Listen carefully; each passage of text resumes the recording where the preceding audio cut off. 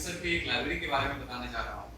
ये पंडित मोतीलाल नेहरू, देश के प्रथम प्रधानमंत्री जवाहरलाल नेहरू के पिता, बहुत बड़े वकील, इलाहाबाद से आते थे और स्वतंत्रता सेनानी, बहुत बड़े स्वतंत्रता सेनानी भी थे और स्वतंत्रता सेना में उनकी बहुत बड़ी महत्ता थी। इन सब के बारे में तो हम जानते हैं, लेकिन ये जो लाइब्रेरी है, हम यहाँ बैठे हैं और हम इन किताबों के संकलन को भी देख रहे हैं जो अभी इस लाइब्रेरी में है। एक बात जो निकल के सामने आती है, आपने हमारे दूसरे एक ह्यूमन ऑफ डेमोक्रेसी के पेज में ट्विस्ट के लिए देखा होगा कि हमने जतिन ललित गर्ग से बात किया था, जो बंसा कम्युनिटी लाइब्रेरी हरदोई उत्तर प्रदेश में काम कर रहे हैं। कम्युनिटी लाइब्रेरी क्या परिवर्तन ला सकता है, क्या कुछ कर सकता है, उसकी महत्ता को रेखांकित करना न सिर्फ जरूरी है, बल्कि इस दौर में जिसे हम नॉलेज इकोनॉमी का दौर करते हैं, जिसे हम ज्ञान की अर्थव्यवस्था का दौर करते हैं, उस दौर में कितना एक इम्पॉर्टेंट रोल प्ले कर सकता है, उसके लिए इस लाइब्रेरी को समझना और ऐसी लाइब्रेरी को समझना जो अपने आप में इतिहास को संजोए हुए है, जिसके तहखाने में इतिहास की सिर्फ कहानियां हैं। वो कहते हैं कि हम सब में कहानियां होती है, हम सब एक कहानियों के किरदार होते हैं। तो आज मैं बात करूंगा, यहाँ कुछ लोग बैठे हैं। मैम, आपका क्या नाम है?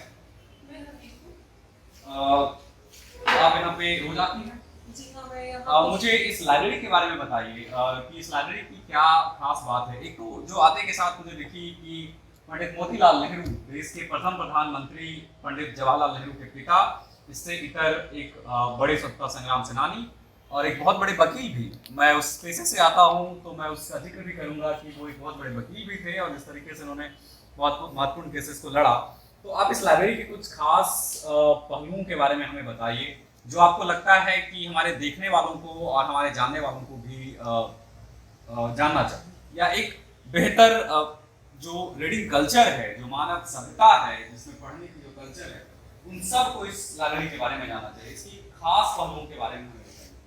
खास तो ये है कि अगर मैं इस लाइब्रेरी का कोई भी पहलू आपको बताऊंगी तो वो अपने आप में खास है। सबसे पहले खास तो यही है कि ये मतलब 100 साल इसको हो चुके हैं। 1920 में इसकी स्टार्टिंग हुई थी।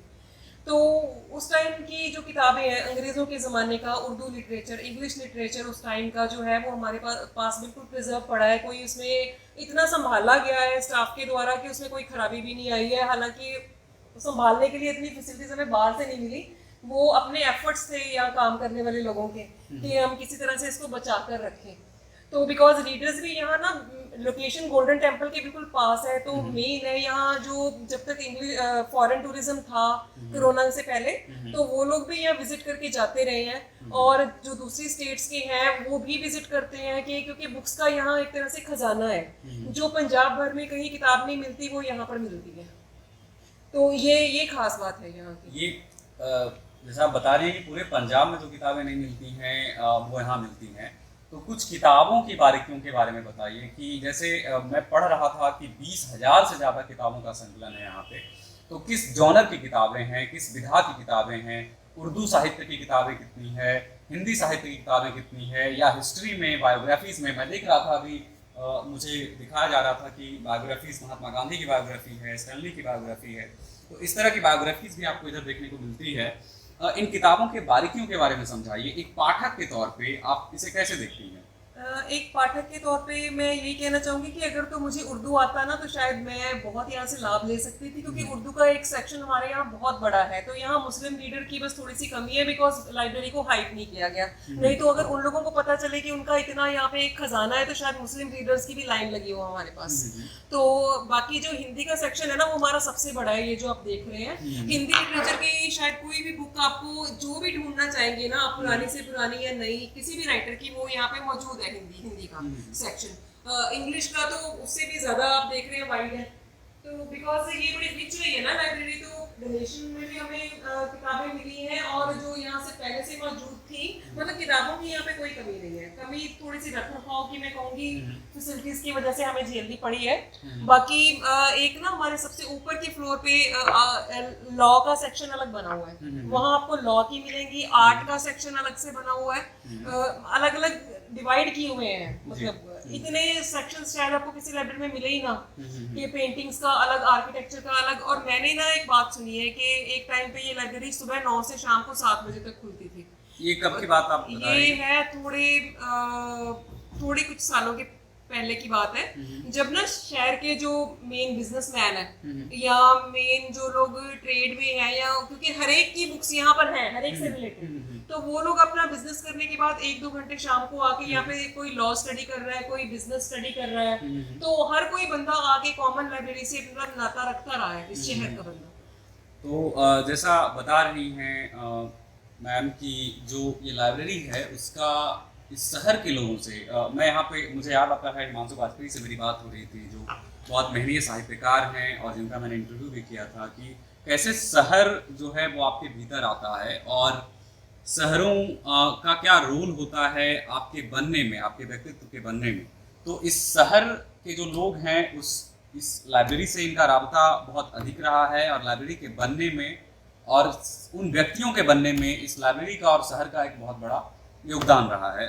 इससे आगे का सवाल ये है कि लाइब्रेरियों के लिए बहुत चुनौतियां आ रही है। जैसे मैं इस अभी दौर मैंने आपको कहा, अभी कैमरे के पीछे भी हमारी ये बात हो रही थी कि लाइब्रेरीज कैसे खत्म हो रहे हैं और सहजने वाले लोग भी आगे सामने आ रहे हैं। जैसे मैम एक पाठक के तौर पे इस कल्चर को बढ़ा रही हैं और मैं इसके लिए आपका बहुत शुक्रगुजार भी करता हूँ कि इस तरह के दौर में जहाँ पे ज्ञान उपार्जन एक बड़ी चुनौती बन रही है, वहाँ इस तरह का काम करना बहुत सराहनीय है।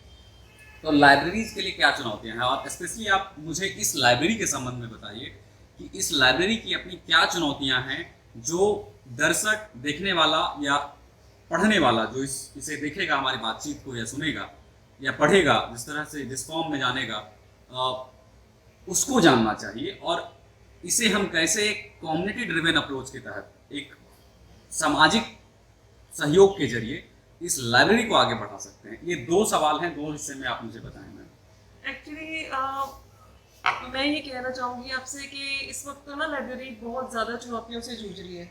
मतलब इस साल रीडर्स ने ना गर्मी में सारा वक्त बिताया है यहाँ पे, हमें प्रॉपर फैसिलिटी फैंस की भी नहीं है। हालांकि हम इस साल, पिछले साल हमने 100 साल पूरे किए हैं। 1920 में लाइब्रेरी शुरू हुई थी, 100 ईयर इसका जा चुका है। कोरोना की वजह से ठीक है थोड़ा ठहराव आया, हम जो इसका सेलिब्रेशन करना चाहते थे हम कर नहीं पाए। ये अंडर कंस्ट्रक्शन भी थी।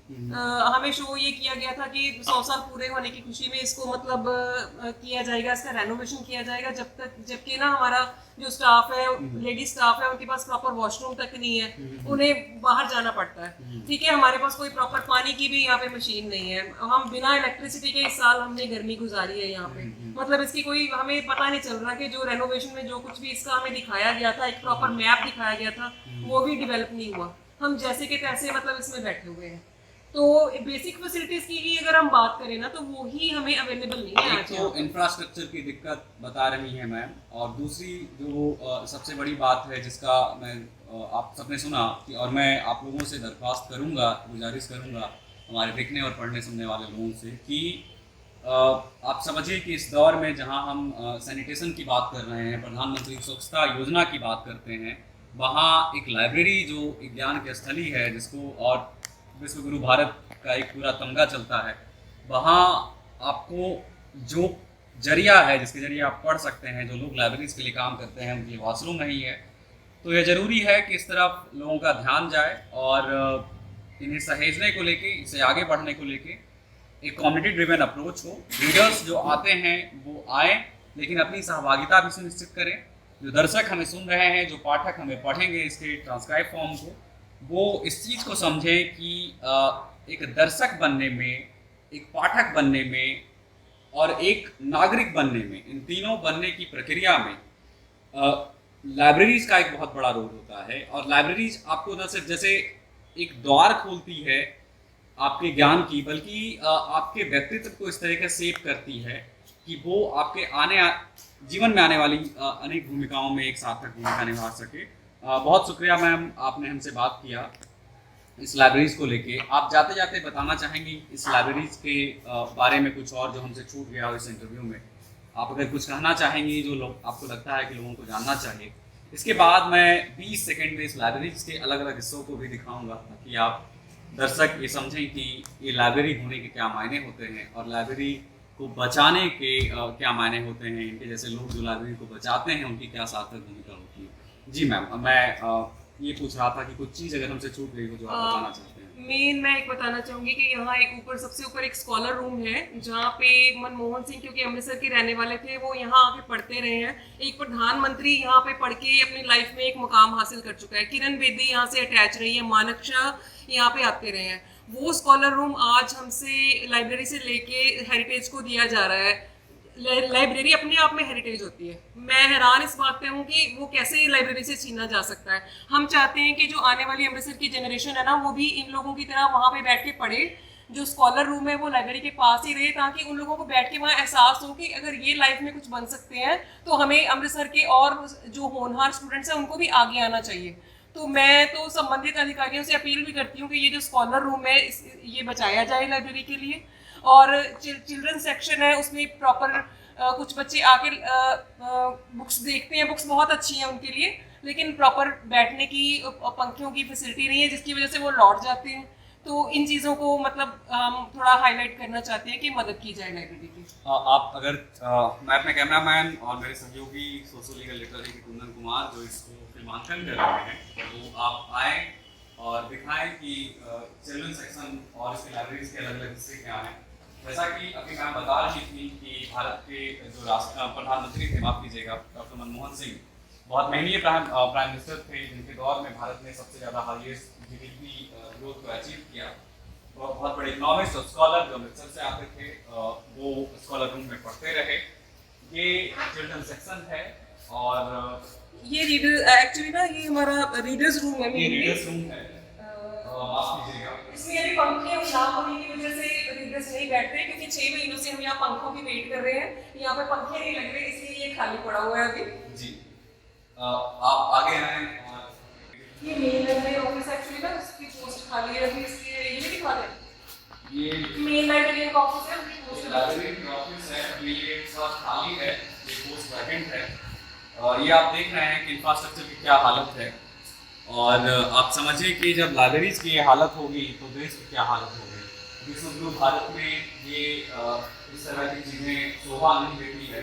मैं इस जगह से आता हूँ, वो नालंदा है, ज्ञान की धरती है, मेरा गृह जिला है, और बरसों तक नालंदा के साथ जो हुआ, नालंदा की लाइब्रेरीज को जैसे खत्म किया गया बख्तियार खिलजी के द्वारा, उसके क्या परिणाम हुए आप देखते हैं। आप छोटे-छोटे टेबल है, जैसे प्रॉपर बच्चों के लिए बनाया गया है। आप ये देख सकते हैं कि बच्चों के लिए प्रॉपर्ली डिजाइन टेबल्स हैं, और ये बच्चों का सेक्शन है जिसे मैं आपको दिखा रहा हूँ। ये इस तरह की कुछ जनरल किताबें हैं, जैसे आप यहाँ देख सकते हैं कि बच्चों के लिए कुछ कुछ किताबें रखी गई है। और हम चलेंगे आगे, आपको दूसरे सेक्शंस के बारे में बताएंगे। मैं ना थोड़ा सा ये बोलना चाहूँगी कि यहाँ पे ना बच्चों की पुराने समय से लेके आज तक जो बेस्ट स्टोरीज हैं उनकी कलेक्शन है, ये जो आप देख रहे हो यहाँ पे। मतलब ऐसी कोई इतनी शायद आपको किसी नई शॉप पे भी इतनी स्टोरीज की बुक्स नहीं मिलेंगी, लेकिन सिर्फ बच्चे यहाँ पे आके तब पढ़ेंगे। बिल्कुल फैंस देखिए, लाइब्रेरी एसी है हमारे वैसे तो, लेकिन एसी का कंस्ट्रक्शन में इन्होंने बंद कर दिया, उसके बाद पंखे तक नहीं हमें दिए। तो बच्चे आते हैं, वो बिना पंखों के लौट जाते हैं, वो बैठ भी नहीं पाते यहाँ पे। तो ये किताबें किसका मतलब इंतजार कर रही है अगर बच्चे बैठ के यहाँ पे पढ़ ही नहीं सकते।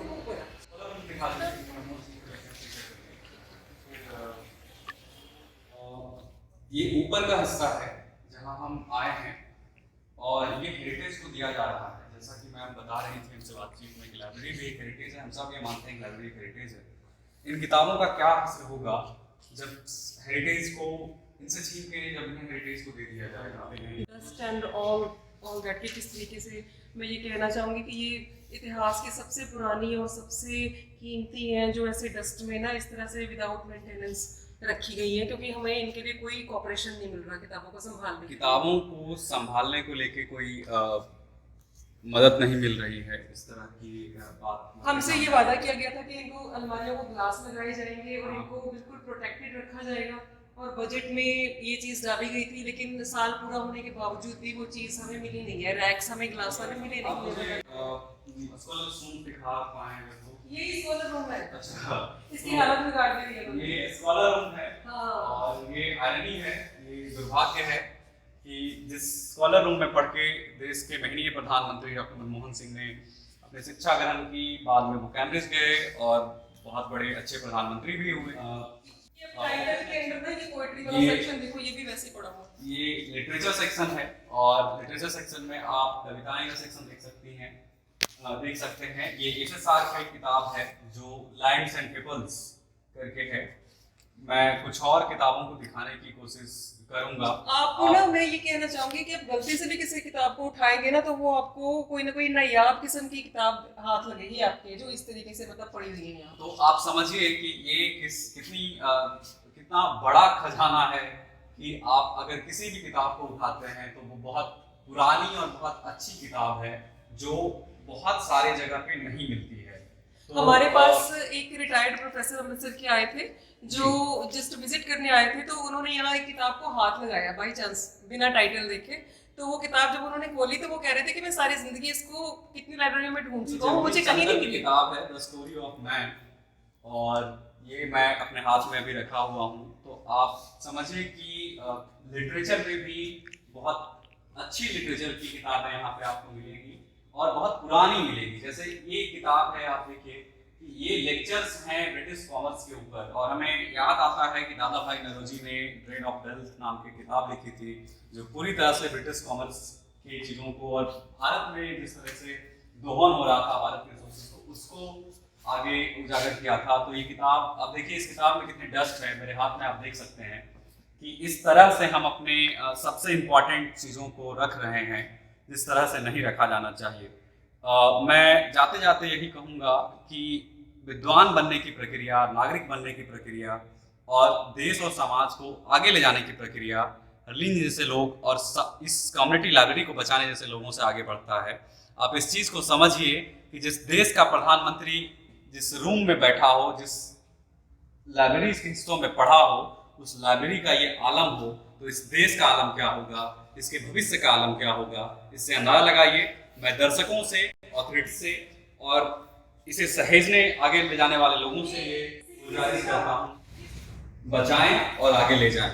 ये सिख हिस्ट्री का सेक्शन है, ये फाइन आर्ट्स और इधर फाइन आर्ट्स का सेक्शन है। अभी मैम ने दरख्वास्त किया कि इसका भी दर्शकों को बताया जाए इसके बारे में। तो ये सिख हिस्ट्री की ना रेयर किताबें हैं कि कैसे सिखिज्म, मैं बताना चाहूंगी कि सिखिज्म की शुरुआत में कैसे गुरुओं ने सेटअप किया रिलीजन, क्या क्या प्रॉब्लम्स हुई और सिख हिस्ट्री से रिलेटेड जितने भी लोग इंटरेस्टेड हैं इस स्टडी में सिख हिस्ट्री से, उनसे मैं अपील करना चाहूंगी कि सिख हिस्ट्री से रिलेटेड हर किताब जो है ना इस सेक्शन में मौजूद है। तो आपको अगर बहुत दिलचस्पी है सिख इतिहास में और सिख हिस्ट्री के बारे में पढ़ने में तो आप इस जगह पे आ सकते हैं। और जो ऑथोरिटीज हैं जो इस समूहों के लिए काम करते हैं, मैं बंसा community library, the community library project और ऐसे तमाम प्रोजेक्ट के लोगों से भी आग्रह करूंगा कि वो आएँ, देखें और इस जगह को बचाने में, सहेजने में हरलीन जैसे लोगों की मदद करें। आप देखिए कि किताब जो मुझे स्ट्रक की, कामता प्रसाद की किताब है, NGO social economic development opportunities. तो नॉन गवर्नमेंटल ऑर्गेनाइजेशन FCRA के बाद हमारे देश में NGOs की क्या हालत हुई है हमें पता है। और एक व्यक्ति जो हमारे साथ आपने इंटरव्यू में देखा जो इसको आगे बढ़ाने की कोशिश कर रहे हैं, वो भी इसी सिविल सोसाइटी का हिस्सा है जिसका सोशल इकोनॉमिक डेवलपमेंट पे बहुत ज़्यादा असर होता है। तो बहुत शुक्रिया, आपने बहुत वक्त दिया हरलीन जी इस लाइब्रेरी को, इन पहलुओं को मानव सभ्यता को समझने के लिए, मानव सभ्यता को आगे ले जाने के लिए इन लाइब्रेरीज को बचाना, इन लाइब्रेरीज को आगे बढ़ाना बहुत ही इम्पोर्टेंट है और बहुत ही ज़्यादा जरूरी काम है। इन्हीं सब के साथ मैं अमृतसर से राजेश रंजन, अमृतसर के पंडित मोतीलाल नेहरू लाइब्रेरी से राजेश रंजन, अपने सहयोगी कुंदन कुमार चौधरी के साथ हरलीन दिन से बात किया जिन्होंने हमें इन लाइब्रेरीज के बारे में बताया और इन लाइब्रेरीज के अलग अलग पहलुओं से रूबरू किया।